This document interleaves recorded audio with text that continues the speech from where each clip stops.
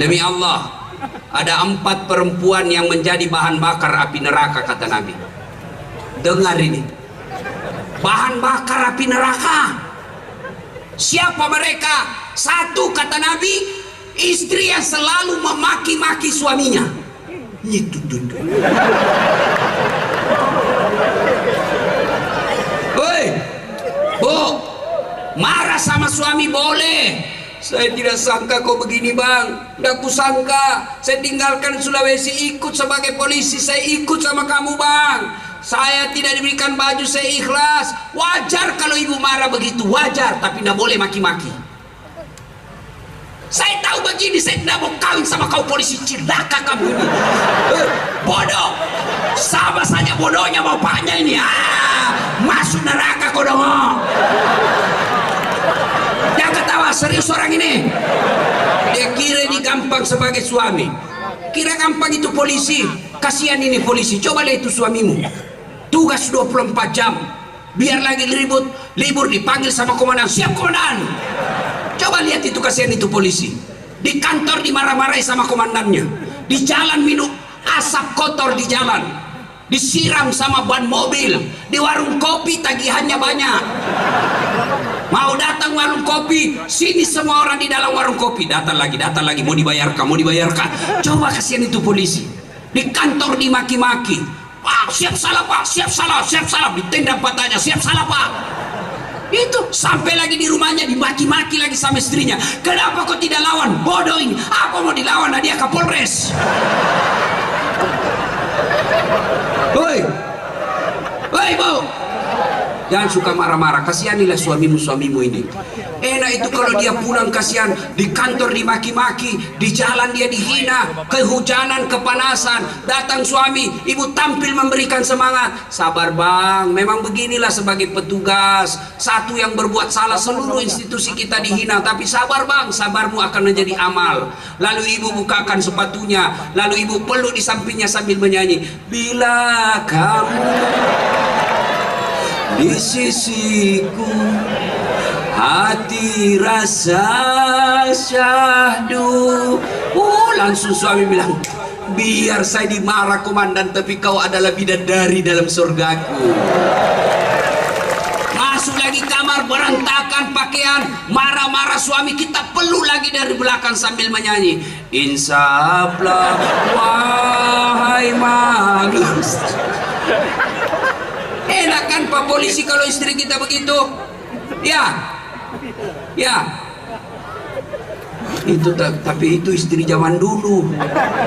Istri zaman sekarang lagunya ndak enak didengar. Pulang suaminya apa lagunya? La panggil aku si Jablay. Abang jarang pulang, aku jarang dibelai. Jablay dong. Ini ibu-ibu nyanyinya apa? Ibu, boleh ibu olahraga di lapangan Polres, boleh, tapi jangan campur-campur laki-laki. Ini campur laki perempuan. Di depanlah ibu-ibu jadi pelatih, celananya sempit, roknya sempit. Depanlah dia jadi pelatih, bapak-bapak di belakang, ibu-ibu depan. 1, 2, 3, bapak-bapak di belakang. 4.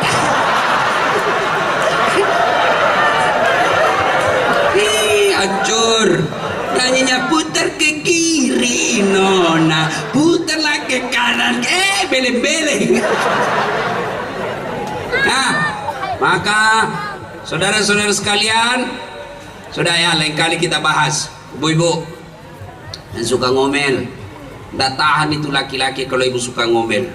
Ya, apa ibu nggak syukur punya suami sebagai polisi? Coba kalau ibu pakai baju Bayangkari yang wajah pink itu, tidak ada yang berani ibu sama ibu. Makanya syukuri. Dengan cara apa? Hargai suami, jangan dimaki-maki. Karena biar ibu hitam jidat, Senin Kamis dia puasa, tahajud tiap malam, tapi suka memaki suaminya, demi Allah menjadi bahan bakar api neraka. Tenang Pak, saya bela kau malam ini. Karena kau semua takut sama istrimu. Ada takut sama istrinya di sini? Berhenti kau jadi laki-laki. Ngamuk dia Ustadz, nggak apa-apa kalau dia ngamuk. Dia kasih pecah piring, kasih pecah semuanya. Kalau dia kasih pecah gelas, bantu hancurkan semua. Kenapa? Piring gelas boleh dibeli, harga diri sebagai suami tidak boleh dinyanyi istri. Takbir. Nah itulah yang takut sama istrinya. Kalau Ustaz bagaimana? Takut sama istri? Tidak, cuma istriku lebih berani. Salatullah salam ala toha salatullah ala yasin. Nah saudara, tidak ada manusia tidak ada masalah. Penyakit, utang, dagangan kada laku-laku, suami selingkuh, istri kasar, anak tidak nurut, semua masalah. Allah tidak menjelaskan, Pak Bupati, Kapolres, Dasat, ada masalahmu, kau kaya dulu baru selesai. Tidak. Hai hamba-hambaku, ada masalahmu, kau jadi dokter dulu sekolah S3 supaya selesai masalahmu. Tidak. Allah cuma minta, ada masalah, ista'inu bis sabri wassalah. Sabar, perbaiki solatmu, saya yang selesaikan masalahmu. Itu janji Allah. Ustadz, kenapa hidupku susah? Saya dagang bangkrut, saya bawa mobil dicuri, saya nge-grab dicuri, saya punya motor. Jangan usah, ndak usah kau cari siapa yang salah, lebih koreksi solatmu. Tidak mungkin Allah sengsarakan hidup bagi mereka yang baik solatnya. Bapak-bapak polisi mau naik pangkat, tidak usah kau cari muka sama Kapolresmu, capek cari muka. Ya Pak, siapa? Cemen lu men. Hei, Kapolres suka sama kamu, tapi istrinya Kapolres tidak suka, susah juga hidupmu. Lalu bagaimana? Minta kepada Allah. Kalau Allah yang bantu kalian, tidak ada artinya kekuatan Kapolres, malah Kapolres dimutasi. Wah, sholat aja, insya Allah hidup membahagia. Demi Allah, saya bisa seperti ini karena saya rajin pelihara sholat saya. Saya pernah rasakan dikina sama teman saya. Saat nak malu-malu kau itu, cakar semua baju. Cakar itu baju bekas, rombengan. Alhamdulillah itu orang tahun ke-8 Ramadan kemarin, setiap tahun saya kasih zakat. Saya sekolah dulu jalan kaki dari Jalan Harimau Makassar, jalan kaki dari Jalan Harimau ke Jalan Cakalang Makassar SMA 4, berkilo-kilometer jalan kaki berhujan-hujan sekolah. Waktu saya SMP, karena celana takut rusak, kalau saya duduk di bangku saya lapisi kertas beberapa supaya tidak cepat lapuk. Saya punya celana. Saya dihina orang, lihat pesawat, saya kapal lalu tuh. Saya bilang bisa aja, saya naik pesawat nanti saya meninggal. Alhamdulillah sekarang saya capek naik pesawat. Dulu saya jalan kaki, alhamdulillah sekarang kendaraan saya pakai di Makassar. Nggak takabur ya, supaya kalian yakin kendaraan yang saya pakai sekarang di Makassar belum cukup 5 seperti yang saya pakai sekarang. Dengan izin Allah, saya pernah jadi cleaning service, membersihkan toilet 4 satu hari. Saya bersihkan tiap hari itu. Triple. Saya bilang sama koordinator kebersihannya, nggak usah kau gaji saya, tapi kalau ada undian umrah kasih masuk nama saya. Sampai tutup itu kantor nggak dapat. Tapi alhamdulillah sekarang saya punya travel sendiri. Bahkan sopirku saya bilang, kau pergi umrah sama istrimu dengan izin Allah. Kalau Allah yang mau, kecil apa yang kau mau bos? Kecil jadi kapolsek, kecil jadi kepala dinas, kecil sembuh penyakitmu, kecil rumahmu, utangmu lunas. Yang penting Allah cuma minta sholat dengan baik. Mana ada orang susah hidupnya kalau baik sholatnya? Tuhan apa yang mempersulit hidup orang yang sholat? Cuma kalian tidak sholat. Kalian lebih senang datang sama Kapolres, lebih senang cari muka sama bupati. Berapa tahun jadi bupati? 5 tahun, paling untung 10 tahun. Sudah itu, wabillahi taufiq wal hidayah. Ayo, apalagi yang mau kita? Mintalah kepada Allah. Saudaraku, dengar baik-baik. Kalian PNS, polisi, ditempatkan di tempat ini, bahkan tempat pelosok yang tidak ada sinyal. Kalian masih punya pilihan. Berhenti saya jadi pegawai, berhenti saya polisi, pensiun dini, selesai masalahmu. Kalian Kalian ditugaskan ke sini, ternyata tidak senang di sini, masih bisa berhenti. Saya kembali ke Jakarta, lebih saya pensiun dini, masih ada pilihan. Tapi begitu kamu masuk kubur, senang tidak senang dalam kubur, tinggal kau di situ, tidak boleh kau balik lagi. Dan orang yang tersiksa di alam kubur, kata Nabi, al-mutahawil bis sholat, yang menganggap enteng sholat. Ketika seluruh pengantar sudah kembali, malaikat datang bertanya, maka datanglah utusan Allah dari neraka, namanya Asis Suhuja al-Ukra. Siapa? Ular, ekornya cuma satu tapi kepalanya tidak bisa dihitung. Dia akan berkata, ini jenazah, man anta, siapa kamu? Sayalah sholat yang kuanggap enteng selama ini. Apa tugasmu kau datang di sini? Saya diperintah Allah menyiksa kamu, melilit kamu. Kalian menderita di dunia, tidak akan menderita selama-lamanya. Tapi kalau kau tidak sholat, kau akan menderita selama-lamanya sampai hari kiamat, sampai hari akhir. Sholat, saudara. Saya sudah sholat, Ustaz. Kenapa hidupku masih susah? Kau tidak ikhlas sholat. Hayya 'alas sholat. Asar lagi. Barusan duhur. Kau tidak ikhlas. Saya sholat, Ustaz, kenapa hidupku susah? Kau sholat tapi tidak ikhlas. Mana buktinya? Itu juga bajumu kau pakai kencing, itu juga celanamu kau pakai toilet, itu juga celanamu kau pakai ke pasar, kau pakai tidur, kau pakai main futsal, itu lagi kau pakai menghadap kepada Allah. Mana boleh, bos? Boleh, tapi tidak ikhlas namanya. Malah ada ibu-ibu yang tanya, Ustaz, bolehkah itu sholat tidak pakai BH? Kenapa bisa dibilang panas, Ustaz? Kan ada kipas. Boleh, tapi tidak sopan. Ibu ketemu bupati tidak pakai BH, ditempelin kau istrinya. Iya Pak Bupati, mohon maaf Pak Bupati. Coba, ayo sholat tapi main-main. Padahal orang yang baik sholatnya, kata Allah, kada aflahal mu'minun, berintunglah orang-orang yang beriman. Siapa? Alladzina hum fi salatihim khashi'un, mereka yang khusyuk dalam salatnya. Maka kalian kalau mau beruntung dalam hidupmu, beruntung dalam bisnismu, sembuh segala penyakit-penyakitmu, perbaiki salat. Saya salat, Ustaz, kenapa hidupku masih susah? Betul kau salat tapi main-main. Allah.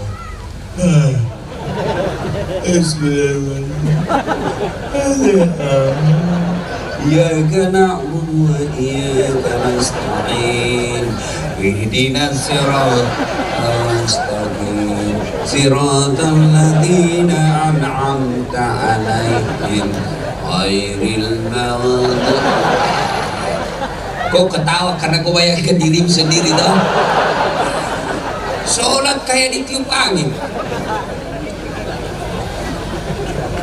Ada juga yang sholat Allah. Ayo, Tabligh Akbar malam ini, mulai besok perbaiki sholat. Kecil deh, kecil semua penyakit, kecil punya mobil, kecil punya rumah, kecil utang lunas. Yang penting perbaiki sholat. Apa yang membuat kadang-kala orang tidak sholat?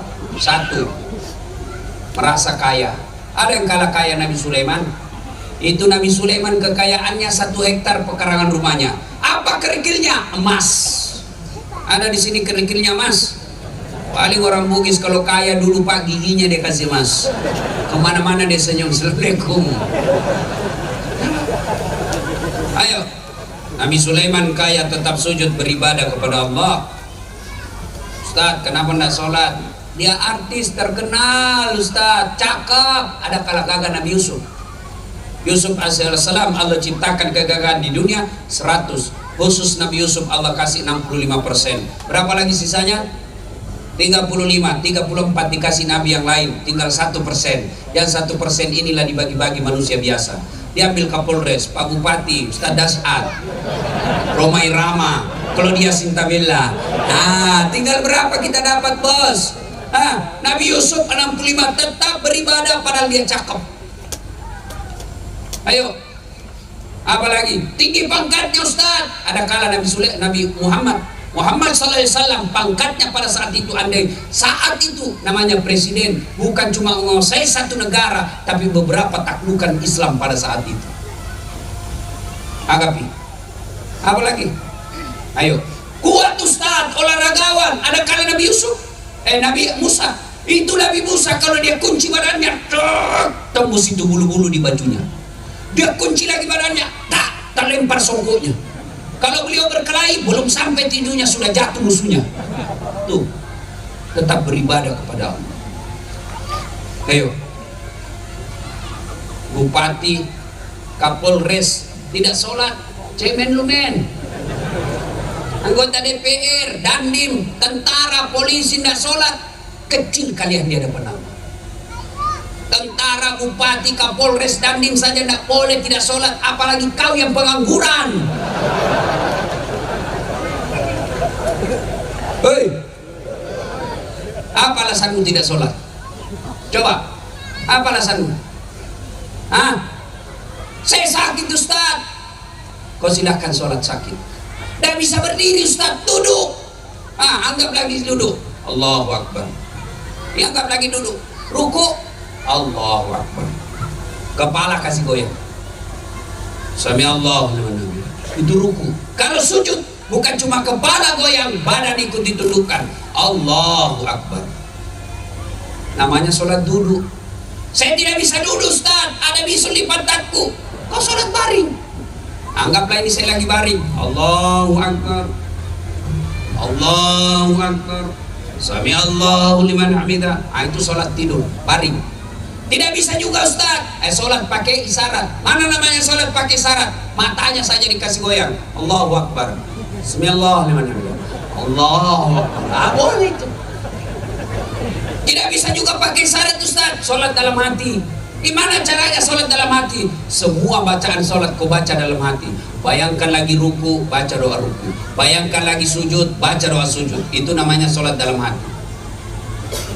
Tidak bisa juga itu Ustaz. Ambil kain putih, bungkus, bawa dikubur. Jelas? Jelas? Dengar bagi mereka yang malas sholat. Dengar baik-baik. Satu, buka Al-Quran surah Al-Hajj ayat 47. Satu kali meninggalkan sholat, Allah menghukum kalian 1 hari di neraka. Berapa namanya 1 hari di neraka? 1000 tahun ukuran dunia. Coba 1 hari. Misal tadi kau tidak sholat subuh, 1 hari diparkir di neraka. Berapa namanya 1 hari? 1000 tahun dunia. Baru 1 hari, baru 1 waktu. Bagaimana 5 kali sehari semalam? Bagaimana yang hanya Jumat saja sholatnya?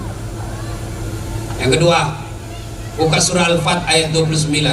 Muhammad Rasulullah walladzina ma'ahu asiddaw 'alal kuffar ruhama'u bainahum tarahum ruk'an sujada. Tanda umat Muhammad itu kata Allah, kamu lihat mereka ruku dan sujud sholat 5 waktu. Artinya apa? Ketika dia tidak sholat, dia kafir di hadapan Allah. Apa lagi? Ustaz, saya tidak bisa sholat Ustaz. Kenapa? Saya sariawan Ustaz. Kau sholat sariawan lah. Aduh, balik ya buah. Allah tahu kalau lagi sariawan. Yang ketawa, saya serius ini. Demi Allah, orang yang tidak ada sholatnya, kalian bukan orang beriman. Maka mengaku beriman kepada Allah, tunaikan sholat dengan sebaik-baiknya. Yang keempat, dengar baik-baik mereka malas sholat. Nabi jelaskan, andai sholat ada dalam dirimu, maka sholat itu seperti fungsi pentingnya kepala. Coba lihat kepala Pak, coba lihat kepala. Ada orang masuk perang polisi, tembak kakinya, amputasi 2 kakinya, masih bisa hidup. Potong kedua tangannya, masih bisa hidup. Tidak ada telinganya, masih bisa hidup. Buta sama sekali, masih bisa hidup. Tapi pernahkah kalian melewat di depan Kapolres ini, orang tidak ada kepalanya? Pernah? Begitulah orang yang hidup tidak sholat, ibarat jenazah berjalan tanpa kepala. Demi Allah, kalian mengaku beriman kepada Allah, kembali dari sini, sekolah, perbaiki sholat, dagang, perbaiki sholat, polisi, perbaiki sholat. Coba lihat, saya kasih contoh. Kita di dunia ini cari dunia, mencari nafkah. Polisi, tentara, PNS, pedagang, petani, semua mau cari dunia. Siapa yang punya dunia? Allah. Saya kasih contoh. Pak Kapolres punya ajudan, Pak Dandim punya ajudan, Bupati punya ajudan. Coba kalau mereka ini bos-bos panggil ajudan. Misalnya Kapolres panggil ajudan, ajudan, Langsung itu ajudan biar lagi tidur lompat, siap komandan. Biar lagi makan kuaci, siap perintah. Coba langsung lari. Kira-kira kalau Kapolres panggil, ajudan, tunggu dulu Pak. Ajudan, Bapak ndak lihat saya sibuk. Wah, diinjak lehermu bos. Tuh, begitu takutnya manusia ketika mereka memanggil, bosnya memanggil, komandannya menanggil, begitu takut. Tapi ketika Allah yang panggil, hayya 'alas shalah, mari dirikan sholat. Apa kita bilang? Tunggu, lagi ada pembeli. Bayangkan Tuhannya disuruh menunggu, Kapolresnya tidak berani bilang tunggu, Allah yang panggil dia bilang tunggu. Pantas 30 tahun kau jadi polisi tidak bisa lepas dari BRI. Kenapa? Karena kau anggap remeh itu panggilan Allah. Maka perbaiki sholat. Kecil buat Allah, kasih kalian apa yang kalian mau. Perbaiki sholat. Nah, ini yang pertama. Yang kedua, setelah sholat, kaitannya dengan persaudaraan. Lihatlah sholat jamaah. Bicara soal persaudaraan, belajar dari sholat jamaah. Ada di antara kita rajin betul sholat jamaah tapi suka bermusuhan. Itu berarti tidak mengambil nilai-nilai sholat jamaah. Coba lihat sholat jamaah apa? Berbeda-beda orang dalamnya sholat, tapi ketika takbir semua sama. Coba bayangkan kalau kita sholat pakai bahasa masing-masing. Kacau sholat. Yang jadi imam keturunan Arab, dia takbir pakai bahasa Arab. Allahu Akbar. Datang bubuhan kita orang Bugis, dia takbir pakai bahasa Bugis. Allahu Ta'ala Malopo. Coba. Datang juga bubuhan Banjar, dia takbir pakai bahasa Banjar. Allah ganal bujur. Datang pula orang Kutai, dia takbir pakai bahasa Kutai. Allah pore beneh. Datang pula orang Padang, penjual nasi Padang, dia takbir pakai bahasa Padang. Allah nan gadam. Terakhir anak dari Jakarta, dia takbir pakai bahasa gaul. Allah gede banget gitu loh. Kacau toh. Itu belajar Pak. Coba lihat orang dari masjid, yang masuk dari pintu kanan masuk masjid menghadap kiblat, yang masuk dari pintu kiri masuk masjid hadap kiblat, yang datang dari depan masjid masuk ke masjid hadap kiblat. Tidak ada orang masuk dari kanan dia menghadap kanan, masuk dari kiri hadap ke kiri. Begitu sujud, baku hantam pantatnya. Begitu orang Islam. Bersaudara kita ini sekarang yang banyak membuat kita pecah belah. Apa? Satu yang membuat kita pecah belah. Apa itu? Pilkada. Sebentar lagi pilkada, pilgub. Silakan berbeda pilihan. Siapa calon gubernurmu? A. Siapa kamu? B. Siapa kamu? C. Sama saja siapa yang terpilih gubernur kita semua. Jangan kalian berpecah belah hanya gara-gara janji-janji politik. Jangan percaya janji politik. Kalau mau dia pilih diganti, dia bagi-bagi kartu namanya. Nih kartu nama saya, bagi nih, sama-sama kita orang Banjar, pilih saya. Ada masalah, telepon saya 24 jam. Begitu terpilih diganti nomor HP-nya. Hai saudaraku, jangan kalian berpecah belah hanya gara-gara pilgub. Ini yang pilgub ini biasa yang memecah belah ini apa? Tim sukses. Dengar ini, para calon-calon ini, silakan kalian jadi tim sukses, tapi jangan bodoh-bodohi masyarakat. Jangan kosogok rakyatmu. Dengar Pak Bupati, Bapak mau maju 2 periode, jangan ajari rakyat itu disogok. Jangan bagi-bagi duit. Tim sukses Pak, jangan percaya mereka itu cari duit aja Bapak.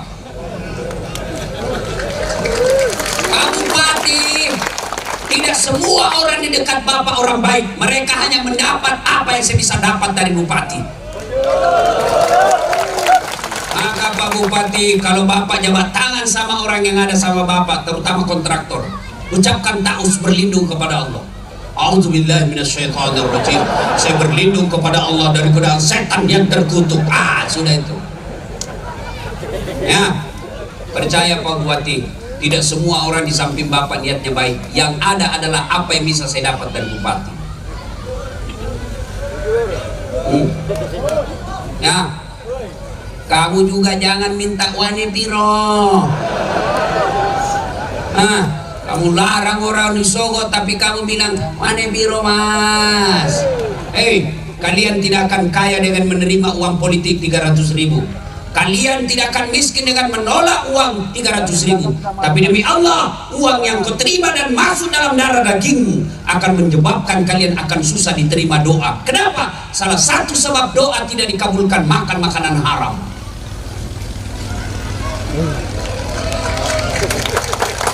Ya, ayo jaga persaudaraan.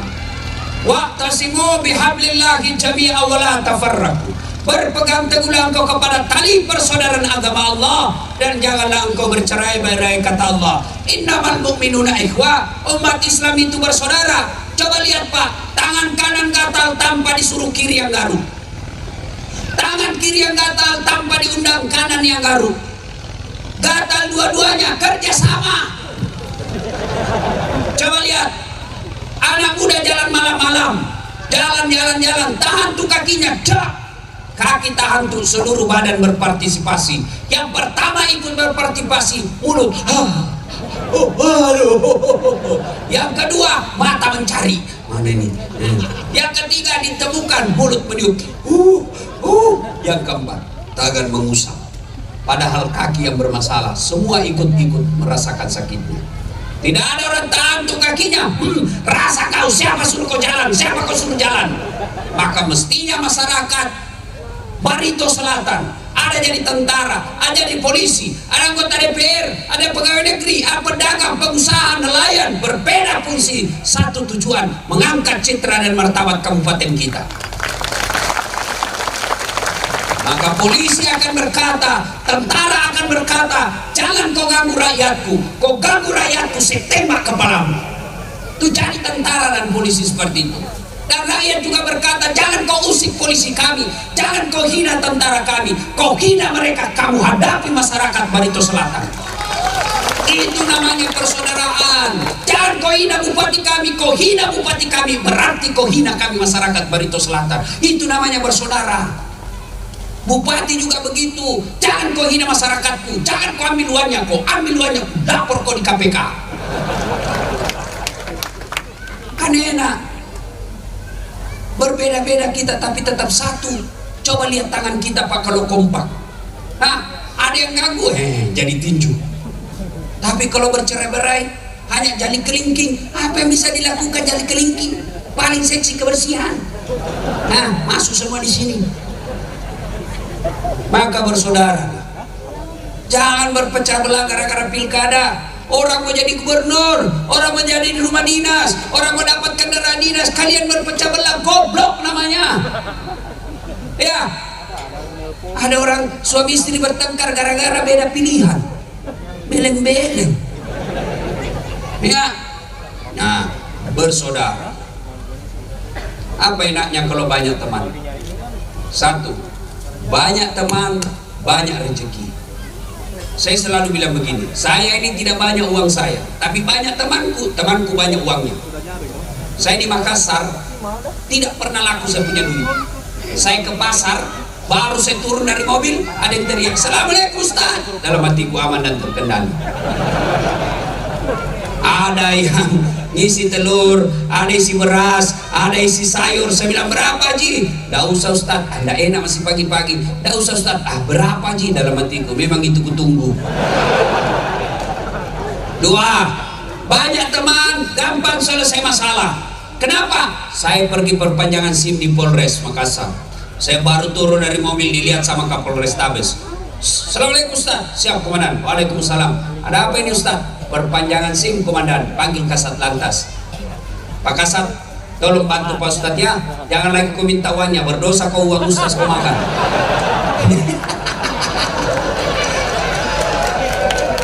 Itu enaknya jadi banyak teman, gampang selesai masalah. Yang ketiga, banyak teman, sehat walafiat. Kok bisa? Banyak yang doakan. Saya ini Pak, hampir tidak pernah tinggal di rumah. Orang bilang, "Buat betul ini Pak Ustaz." Saya bukan kuat, tapi banyak yang doakan saya. Alhamdulillah, banyak teman, murah rezeki, gampang selesai urusan, sehat walafiat. Maka saudaraku, bersaudaralah, jangan berpecah belah. Kalian berpecah belah, biar hitam sholat, kalian akan bangkrut. Kata Nabi suatu ketika, "Atadruna manil muflis?" Saudara-saudara sekalian, siapa yang tahu yang bangkrut nanti di akhirat? Yang tidak sholat ya Rasul, dia sholat. Yang tidak puasa Ramadan ya Rasul, dia puasa. Yang tidak bayar zakat ya Rasul, dia bayar zakat. Yang tidak haji ya Rasul, dia haji, bahkan tiap tahun dia umroh. Sahabat heran, kalau begitu siapa yang bangkrut ya Rasul? Nabi menjelaskan, jarusu wahati urakim, tetangga yang jahat sama tetangganya dan memutuskan persaudaraan.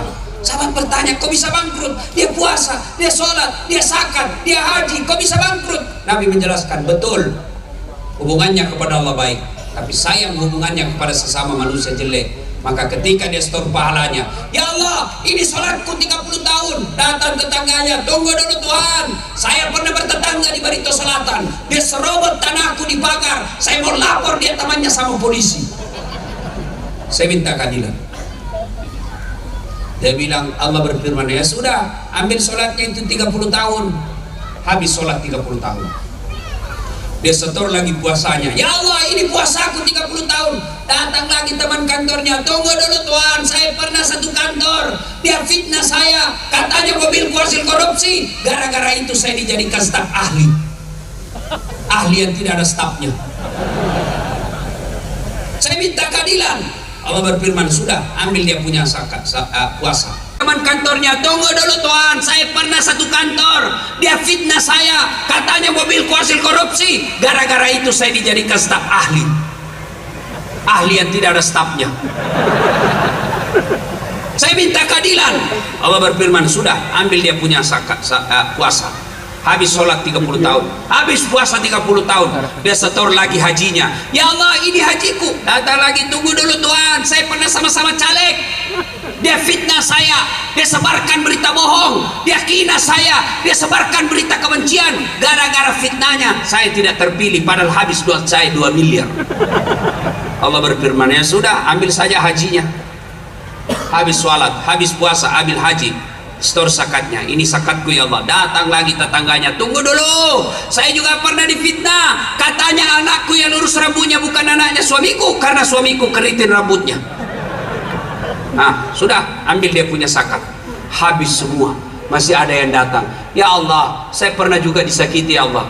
Yang tadi banyak amalnya berkata, ya Allah, bagaimana lagi, sudah habis amal saya. Allah berfirman, tidak ada kejahatan yang tidak ada balasannya. Supaya adil, ambil dosanya orang yang pernah kau sakiti. Bangkrut. Biar hitam jarat sholat Pak, biar Bapak sholat jamaah di masjid, Bapak rajin tadarus, tapi semua tetangga Bapak musuh, Bapak akan bangkrut di akhirat. Maka Polres tidak mau kita bangkrut di akhirat kelak, maka diadakan tablik akbar seperti ini supaya kita mulai persaudaraan. Sakit hatiku Ustaz, dia hina, biarlah sakit hatimu, Allah yang balas. Maka nanti kalau ada yang bermusuhan Pak, minta maaf. Pak Kapolres minta maaf sama anak buah yang pernah disuruh push up hitungan Belanda. Pak Dandim minta maaf sama anggota yang pernah kita injak-injak kakinya. Pak Bupati minta maaf kepada pegawai kita yang pernah kita mutasi. Karena kalau mereka pulang akhirat dia dendam, Bapak akan bangkrut di akhirat kelak. Minta maaf. Bapak-bapak yang pernah menyakiti hati istri, nanti pulang minta maaf sama istri. Caranya minta maaf, begini caranya Pak. 1, jabat tangannya. 2, pandang matanya, senyum. Jangan pandang melotot. Yang keempat, yang paling penting, sebut judulnya dosa. Bapak harus sebut, Pak Bupati, maafkan saya.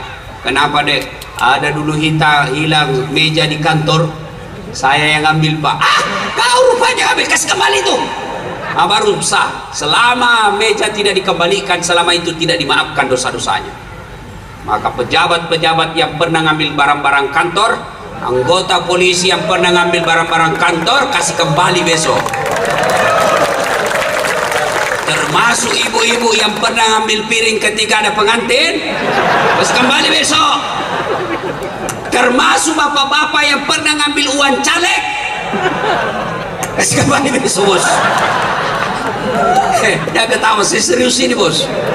Nah, bapak juga kalau minta maaf sama istri sebut, minta maaf saya bu, kata istrinya, apa judulnya?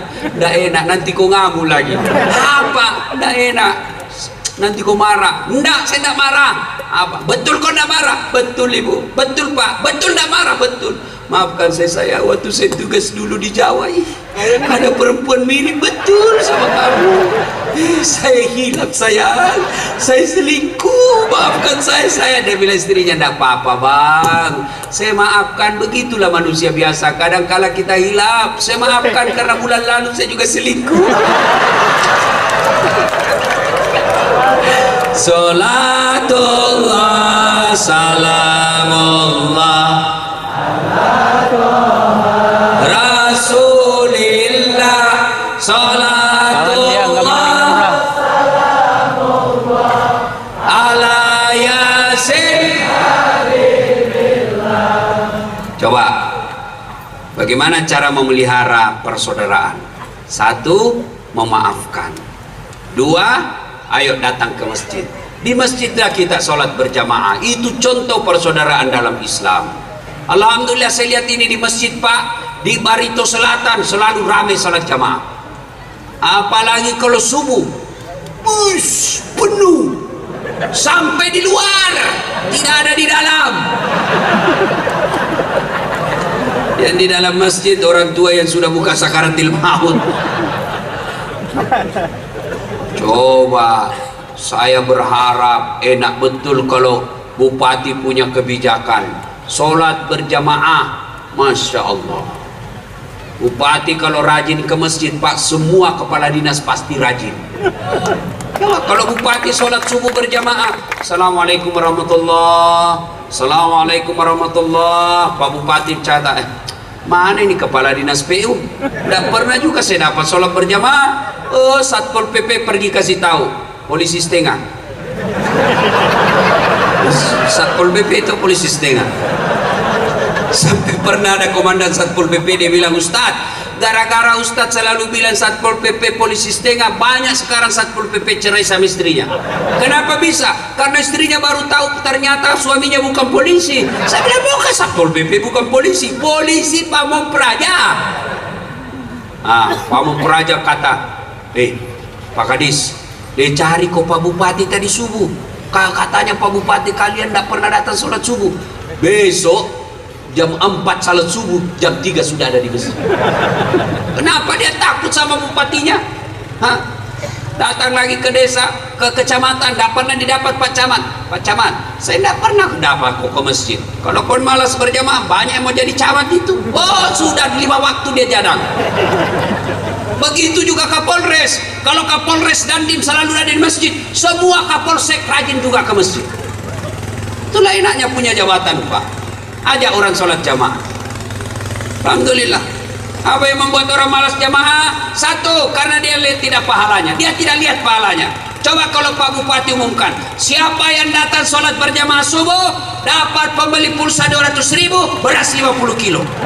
Saya yakin jam 4 sholat subuh, jam 12 sudah penuh masjid. Yang kedua, kenapa orang malas ke masjid? Karena dia tidak tahu pahalanya. Dengar ini pahalanya berjamaah Pak, supaya Bapak rajin jamaah. Kata Nabi, siapa yang wudhu dulu lalu ke masjid, maka melangkah kaki kanan 1 pahala, melangkah kaki kiri hapus dosa kecilnya. Coba bayangkan, kaki kanan 1 pahala, kaki kiri gugur dosa kecil. Rumah Bapak ke masjid 300 meter, PP 600 meter, berapa langkah kaki itu? Apalagi kalau Bapak jalan begini, berapa langkah kaki? Apalagi pahala berjamaah. Kata Nabi, kalau kalian ke masjid dan gerimis atau hujan, basah bajumu ke masjid, tidak usah cemas, baju yang basah itu akan melindungi kalian dari sentuhan api neraka. Apalagi keutamaan berjamaah, semua materi yang kita lewati, pagar, tembok, dinding, aspal akan jadi saksi. Ya Allah, jangan masukkan neraka. Saya saksinya. 21 Februari dia datang berjamaah sholat di masjid. Itulah sebabnya kalau kita sholat sunnah di masjid, tiap 2 rakaat pindah, 2 rakaat pindah. Supaya apa? Tambah banyak saksi di akhirat. Jangan juga salah paham.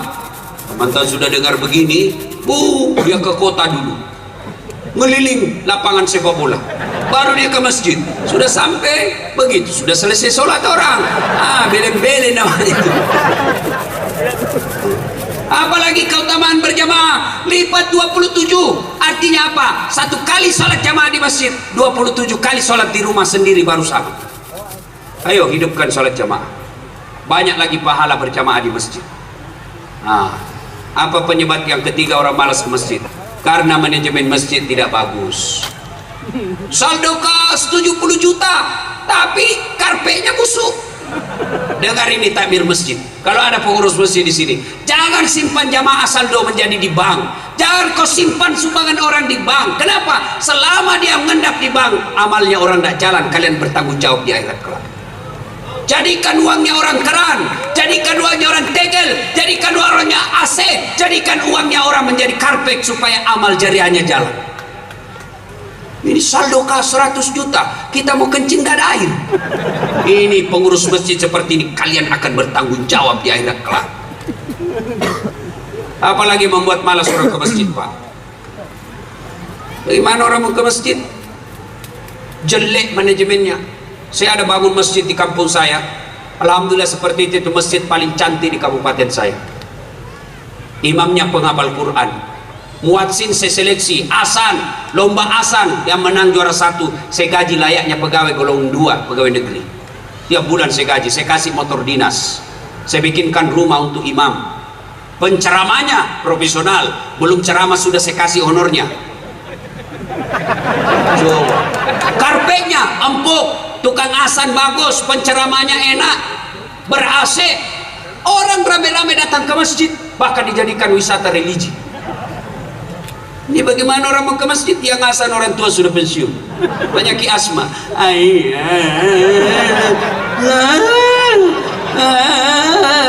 Ada bilang anak itu lagi orang tua asan, dia lagi bikin jengkel. Ayo, karpetnya begitu kita sujud, tai cica didapat, panas pula. Sound systemnya begitu kita takbir langsung storing, Allahu Akbar. Mau berperbaiki, sudah asa, sudah takbir, terpaksa kita tahan 10 menit. Apalagi penceramanya neraka aja terus dia cerita. Kalian dibanting, dibakar, ditusuk pakai linggis, masuk di perut. Dia bilang ada mudah, tidak usah ke masjid, bikin takut-takut. Ada juga itu penceramah neraka aja terus dia cerita, kayak dia saja punya neraka. Ada juga begitu, Pak. Kau panitia hari kiamat dong. Kita di rumah dimarah-marah sama istri, di warung kopi banyak tagihan, di kantor dimarah-marah, maulah kita ke masjid supaya dapat pencerahan, sampai di masjid neraka juga. Bagaimana kita tidak coba sakaratil maut? Apalagi yang membuat orang malas ke masjid, Pak? Imam. Kadang-kala ada juga ini imam menjengkelkan.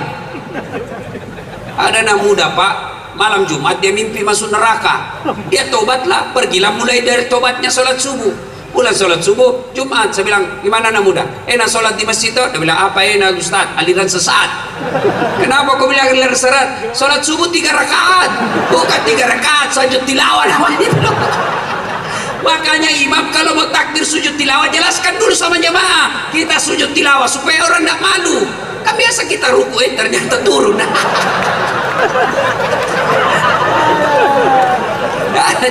Ada juga itu imam menjengkelkan. Kata, dengar ini yang suka jadi imam, dengar ini Pak, jangan kau siksa jamaah. Kata Nabi, kalau kau jadi imam, ringkaskan bacaan sholatmu. Itu sunnah, ringkaskan bacaan sholatmu. Ini jadi imam, la ilaha illallah, baru mau takbir sudah lama.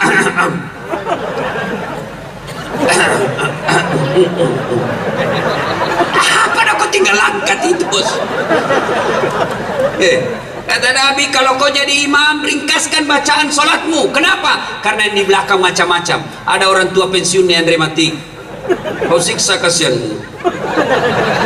Jatuh kepalanya, naik lagi, belum selesai jatuh lagi. Ada juga barangkali ibu-ibu yang mau sekali kentut, atau ada satpol PP yang pakai sepatu baru, Salah simpan. Wih, hilang sudah sepatu saya ini. Wih, lawas banar.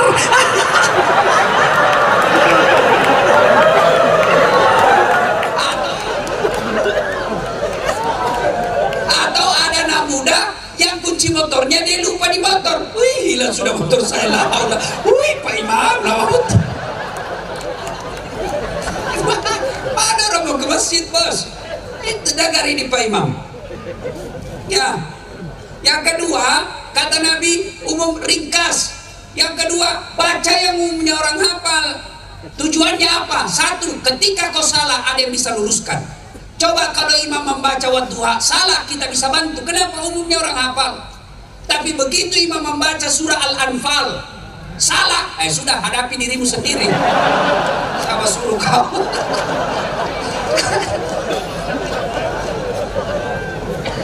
Yang kedua, kenapa disuruh baca yang orang hafal? Supaya kita bisa khusyuk. Coba kalau imam baca wadduha, kita khusyuk ikut. Kenapa? Kita hafal. Tapi begitu imam membaca surah Al-Baqarah ayat 5 sampai 105, la haula wala quwwata illa billah. Kita mau ruku, imam belum ruku, kita mau ikut, tidak dihafal, terpaksa kita baca sama pengumuman di masjid. Dibaca itu keadaan keuangan masjid, saluras, pengeluaran, sampai tanggalnya pun dibaca, Pak. Sudah selesai satu papan, belum selesai imam bacaannya, dibaca lagi kalender, Pak. Persatuan Guru Republik Indonesia cabang Barito Selatan. Belum selesai imam, apalagi dibaca, bajunya lagi orang dibaca, Pak. Caleg DPR RI. Siapa salah? Siapa salah? Siapa salah? Imam.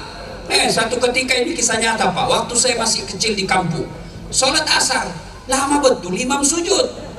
Ini tidak biasanya, kok lama banget, lawas banar nih. Tiba-tiba kawan saya, dia angkat kepalanya, dia teriak, "Woi, hilang imam." Ternyata imam yang ditunggu dia keluar pintu samping. Wah, bubar sholat, berhenti orang sholat, tidak ada imam. Kita tanya, "Pak Imam, kenapa kau tinggalkan jamaah?" Dia bilang, "Saya kentut dah." Pak Imam, besok-besok kalau kau kentut, kasih naik dulu kepala supaya dilihat kau pergi. Dia bilang, "Saya malu kau lihat tak?" Kacau sholat. Siapa yang salah? Siapa salah? Imam.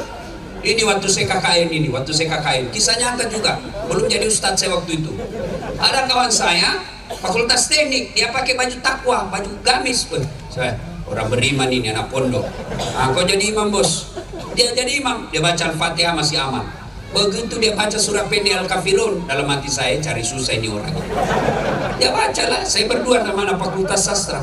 Wala antum abiduna ma a'bud wala ana abidu ma abattum wala antum abiduna ma a'bud wala ana abidu ma abattum wala antum abid wala ana abidun ma abattum wala antum.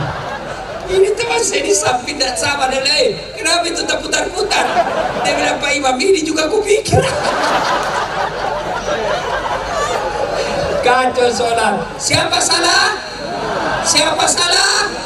Imam. Maka dalam fikih sholat jamaah, hati-hati milih imam. Makmum siapa saja boleh jadi makmum. Imam tidak boleh. Kenapa? Ini menyangkut hajat jamaah. Salah imam, kacau masjid kita. 2020 ini Kalimantan Tengah pilih imam, gubernur. Jangan pilih karena satu kampung. Jangan kau pilih gara-gara kasih duit. Jangan kau pilih karena satu partai. Jangan kau pilih karena keluarga. Tapi pilih yang kalian yakini orang baik dan akan menyelamatkan provinsi kita.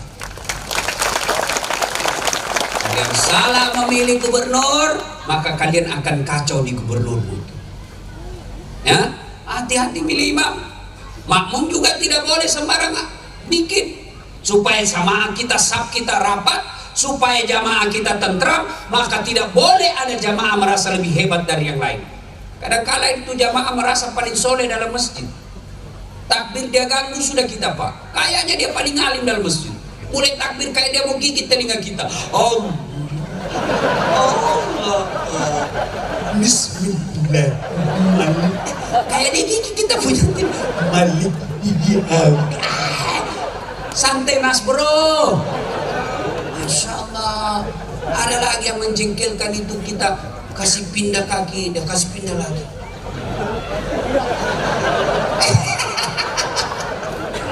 Ada begitu. Dengar kalian yang mau kasih sentuh kakinya orang, kasih tahu dulu orang. Bolehkah kaki saya menyentuh kaki pian? Kalau dia bilang boleh aja, silakan. Tapi kalau bilang jangan deh, kau ganggu saya. Saya kalau disentuh jari-jari saya geli. Maka yang langsung kulihat kaki saya. Saya pernah begitu. Saya kasih pindah, dia kasih pindah lagi. Saya kasih pindah, dia kasih pindah lagi. Saya kasih selesai sholat ditanya, kenapa diinjak kaki Ustaz? Kau ganggu saya. Ini supaya rapat. Kalau kamu rapat, bukan kaki kasih rapat, tapi siku atau bahu. Kakimu bisa rapat, tapi sapu renggang. Renggang. Tapi kalau siku, tidak ada orang sholat begini. Itulah juga sebabnya tidak boleh diganggu orang yang sholat. Maka Nabi katakan, kalau kau pergi ke masjid, terutama subuh, kau sikat gigi dulu. Lagi kalau tadi malam kau makan jengkol, orang balik ke kanan, kau balik sampai mati diingat mulutmu busuk. Itu asas maknanya. Jangan kau ganggu tetangga. Orang dalam sholat jamaah, kalau kau tidak ganggu, tentram dan damai sholatmu. Begitu juga kalian bertetangga, jangan ganggu tetanggamu.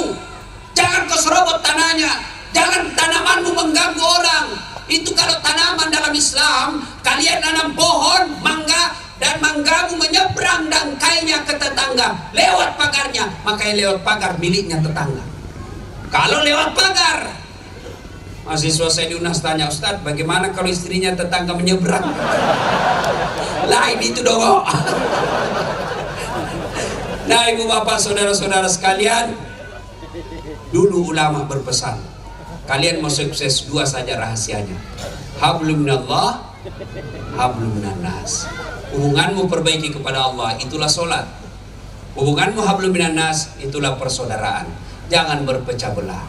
Mudah-mudahan ada manfaat. Banyak yang ingin saya sampaikan, tapi waktu jualah yang membatasi kita.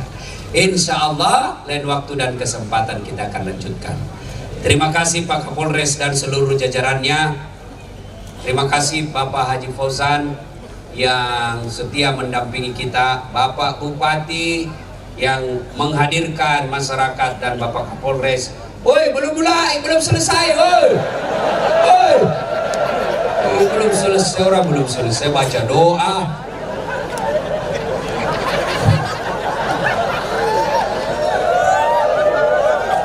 Ya.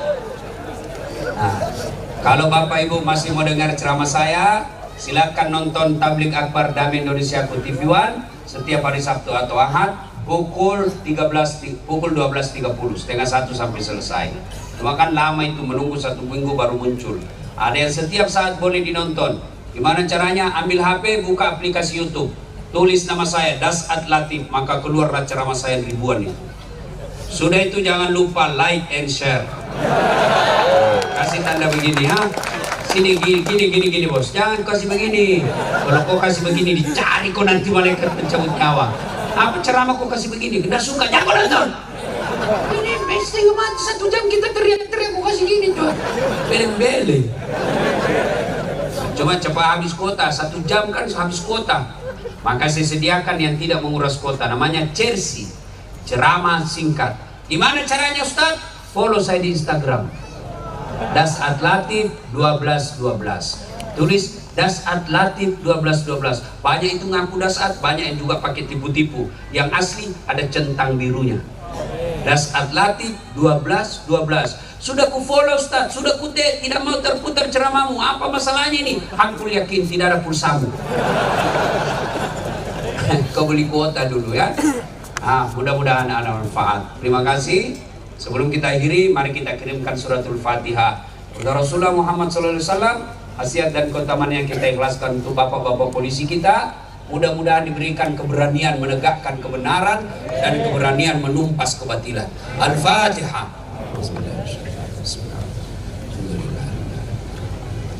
Iyyaka na'budu wa iyyaka nasta'in. Amin. Terima kasih. Sebelum saya akhiri, saya ingin menyampaikan pantun.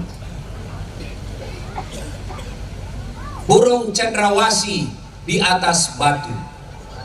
Terima kasih dan thank you. Assalamualaikum warahmatullahi wabarakatuh.